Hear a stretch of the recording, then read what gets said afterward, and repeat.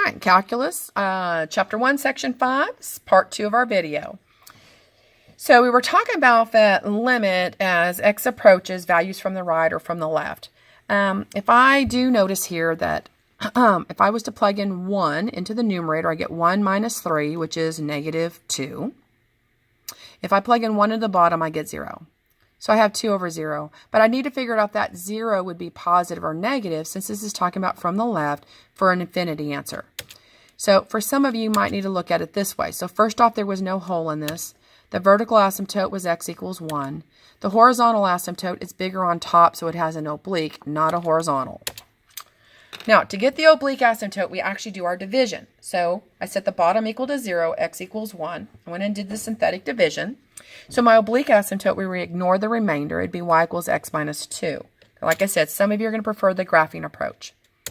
So here's the line, y equals x minus 2. I have a vertical line at x equals 1. I would need to plug numbers in around 1 to determine should the branch be drawn here or here. And then should this other branch be over here or down here? And the only way to figure that out would be to make a table of points. So if I plug in 0, I get 0 on top, negative 1 on bottom. So the point's definitely 0, 0. So if I put a little dot here, I know this part of the graph does that. All right, and then if I plot the point 2, negative 2, this is 1, 2, negative 2, and boom. So if I'm asking the limit as x approaches 1 from the right, so here's x is 1. On the right side, this is going to negative infinity. On the left side, it's going to positive infinity. Sorry, this one's asking for x from the left. X approaches 1 from the left. X approaches 1 from the right. So from the graph, here's my answers. Therefore, at 1, it would not exist. Now, what I had talked about earlier, that some of you might be a little bit confused on, hopefully maybe you'll catch it. I'm going to go ahead and plug in 1. This means 1 from the left. So first I'm just going to plug in 1. That would be 1 minus 3, which is negative 2 on top. 1 minus 1 would be 0, but I don't know if that's a positive or a negative 0. So the only way to find that out is if I want 1 from the left, that'd be like 0.9. 0.9 minus 1 would be a negative number. So that's going to be negative 0. Negative over negative is positive. 2 divided by 0, any number divided by 0 is going to be our infinity. All right, again, plugging in 1 to the top gives me negative 2. 1 into the bottom is 0. But this time I want 1 from the right, like 1.1. So 1.1 minus 1 would be positive. That's why I put a positive 0.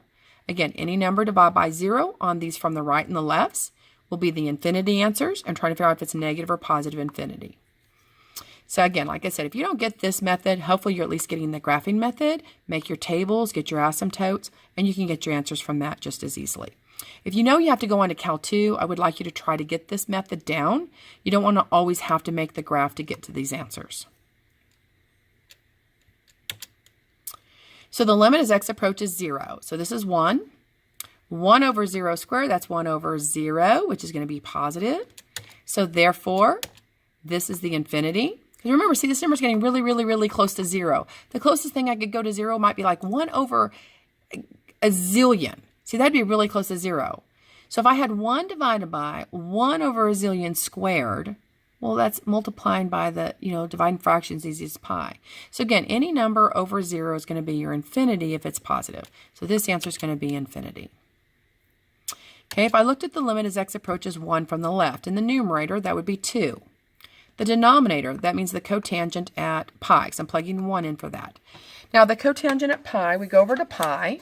All right, cotangent, so over here is pi. Cotangent would be the cosine over sine. That means the x over y. So that's 0 over negative 1, which is 0. So this is a 0 on the bottom. Now, remember, we're approaching 1 from the left. That means just a little bit shy. Okay, otherwise we can go ahead and rewrite that as the sine over the cosine if you'd like to. So if I'm looking at here at the cosine at pi, this cosine at pi was that negative 1. We were just talking about that. So this is now negative 1. This is now 0. 2 times 0 would be 0, and that was negative 1. Therefore, my answer is 0 in this case.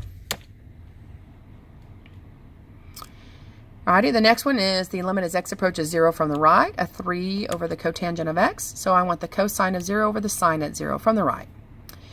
So at 0, that means 0 radians. The cosine would be 1. The sine would be 0. And I want numbers just a little bit bigger than 0 radians. So this sine value here would be positive.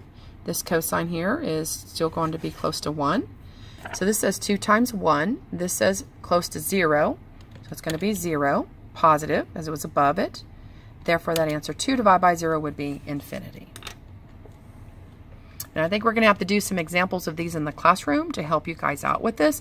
This is a pretty tough concept right here. So if you could at least try to do these problems before coming to class, that would be great. These are the first ones we want to do as examples in class if you weren't quite understanding it. Hopefully that'll help you out. Guys, this is the end of our chapter 1. I hope the videos have been helpful. Thank you.